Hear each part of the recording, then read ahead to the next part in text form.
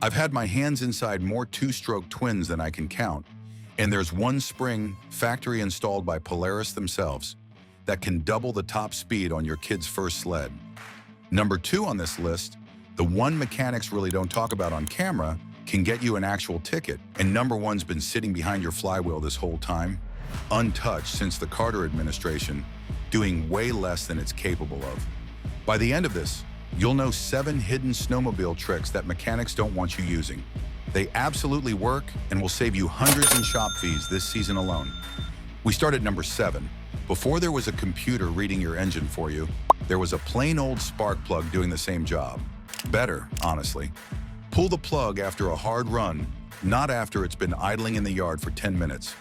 Idling resets everything you're trying to see. Look at the insulator nose, that little porcelain tip around the electrode. Tan or light brown, your mixture's right where it should be. Chalky white, almost blistered, like a marshmallow left too close to the fire? You're running lean, and lean is how two-strokes sees. There is no warning, no second chance. Black, wet, smells like an oil can? You're drowning the engine in fuel, and you'll be replacing fouled plugs every other ride. Dealers will hook your sled to an exhaust gas analyzer and call it a performance diagnostic. That's $100, sometimes more. For information, a 5-second look already gave you for free. Riders did this for 60 years before anybody built a computer to do it for them. The skill just stopped getting taught the same week digital gauges showed up on the dash. This small one catch: don't let the engine idle before you check it. A slow ride back to the trailer will lie to you completely. That trick costs nothing and takes 10 seconds. The next one's still cheap, but it's the difference between a quick fix and towing your sled home on a flatbed. A liquid-cooled sled doesn't run a radiator. It runs heat exchangers, finned aluminum strips under your hood and tunnel that use cold air and snow instead of a fan. This is what nobody tells you, especially on a used buy. Air gets trapped in that system during a coolant change, sometimes during the sale itself, and a trapped air pocket sitting against your cylinder head reads on your gauge exactly like low coolant. Most riders panic, assume a blown head gasket, and book a dealer diagnosis they didn't need. Before you do that, prop the front of the sled up, at least 2 feet, engine off and cool. Squeeze the main coolant hose running from the engine toward the heat exchanger, hard a dozen times. You'll feel it, a soft give that firms up each time as trapped air works its way out and up into the reservoir. Top off the coolant, run it 10 minutes, check again. That clears the air pocket overheat completely, for the cost of nothing. Here's how you tell the two problems apart before you waste a Saturday. An air pocket usually shows up brand new, right after a coolant change, or right after you bought the machine, and the overheat light comes and goes depending on how the sled is angled. Sediment builds slowly, over years, and once it's bad enough to trigger the light, it stays lit no matter which way the sled is sitting. If it's sediment, years of old coolant turning to sludge inside the exchanger fins, that's a different job. Drain it, run a garden hose backward through the exchanger core for a few minutes, refill with fresh coolant. A dealer cooling system flush runs somewhere around $150 to $200 in labor and fluid. The do-it-yourself version costs you a jug of antifreeze.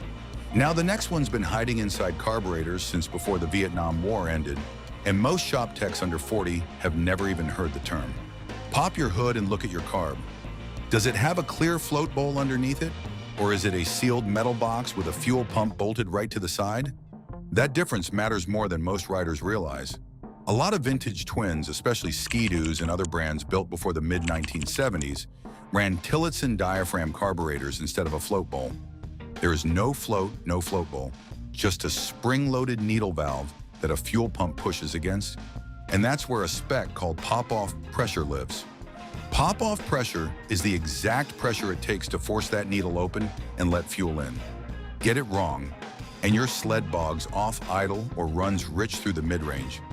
The kind of problem owners blame on a tired carb and pay a full rebuild to fix. It's controlled by one small spring behind the diaphragm. Rebuild kits ship with whatever spring the manufacturer had on the shelf that month, and it's shockingly common for that spring to be wrong for your specific application.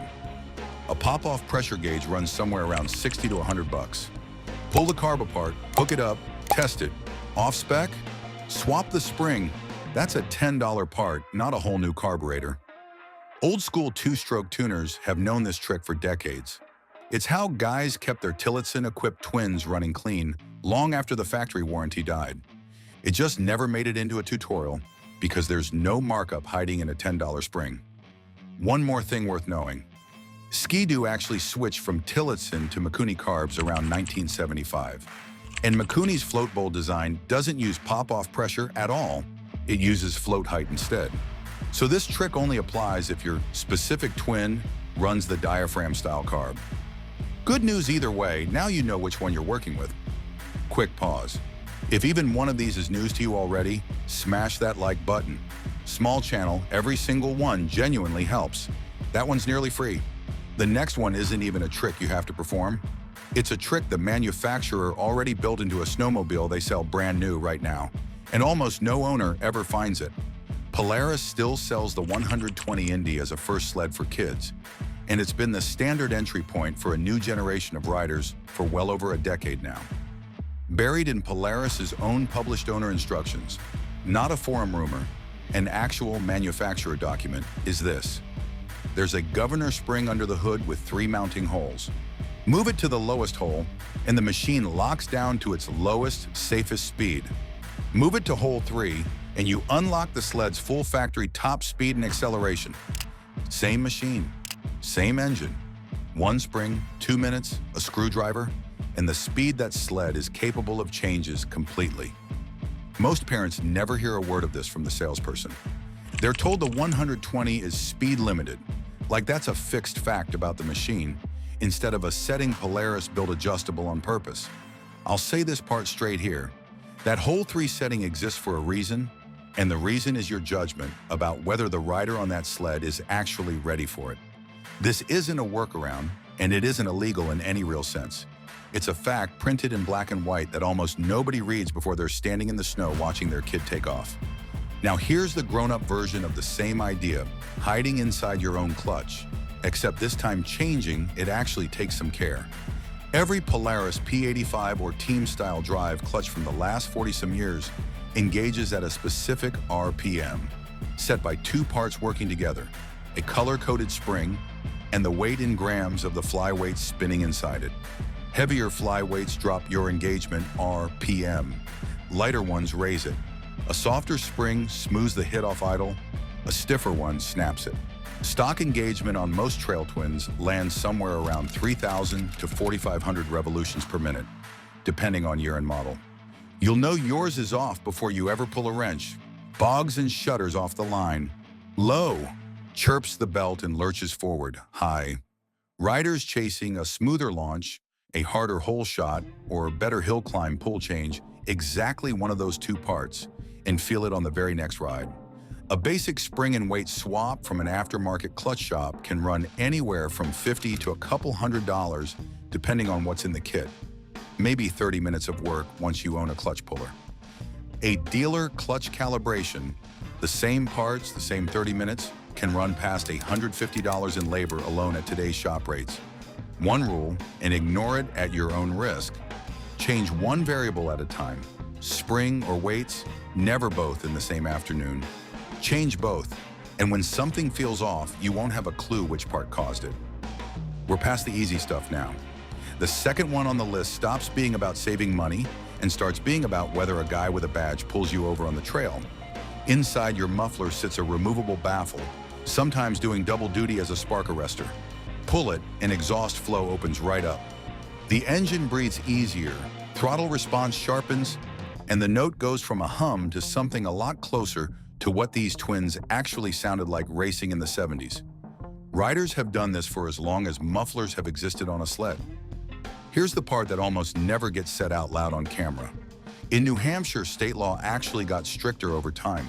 Sleds built between 1973 and mid-1978 are capped at 82 decibels, but anything built after that has to stay under 73. And on top of that, modifying your muffler to push noise above whatever the original factory level was is its own separate violation. Full stop. One rider on a New Hampshire trail forum said he got hit with a $72 ticket for it. Maine and Minnesota run the same basic setup, a built-in noise cap plus a flat band on any modification that makes the exhaust louder than stock. And spark arresters aren't just a summer ATV thing.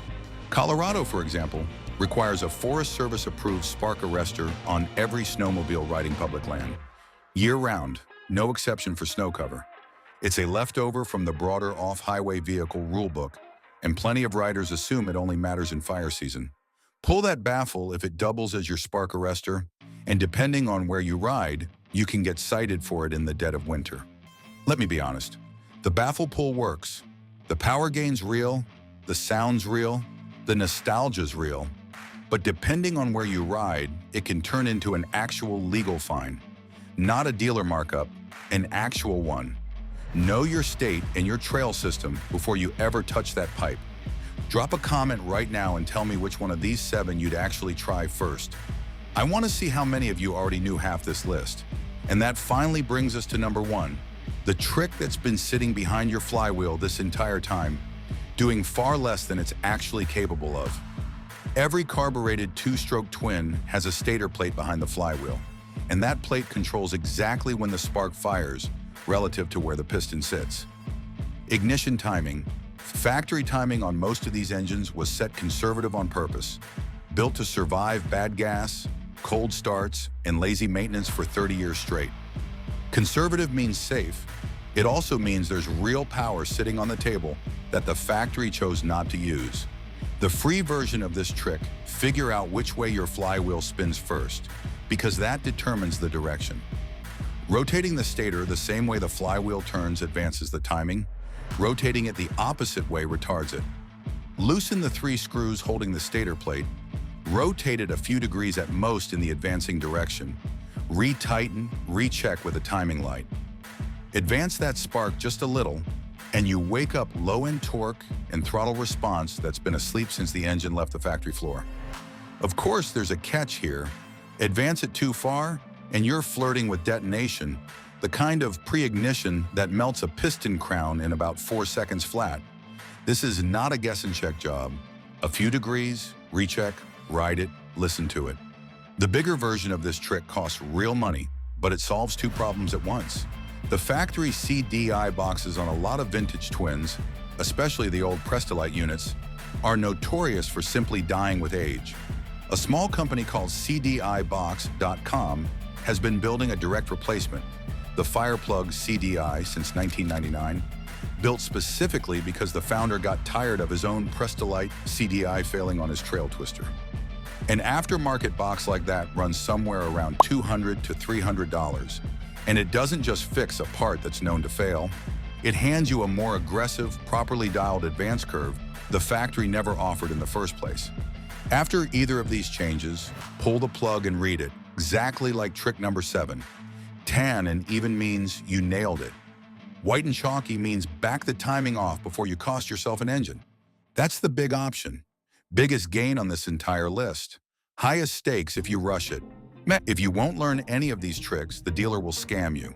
A plug reading will turn into a diagnostic fee.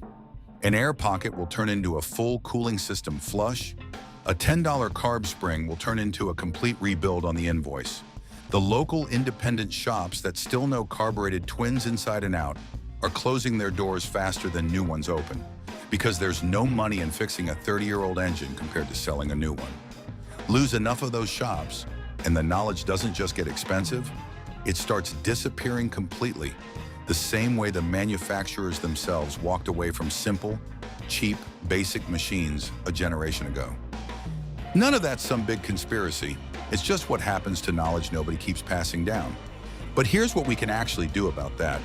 Before your next ride, pull a plug after a hard run and just look at it.